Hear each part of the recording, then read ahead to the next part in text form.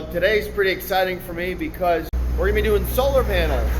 And solar panels, as you know, they take up a lot of space in landfills and whatnot. This here is a typical solar panel in the solar field.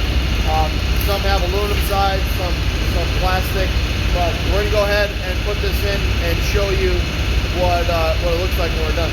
So the main goal here is to separate the glass from the material that's inside.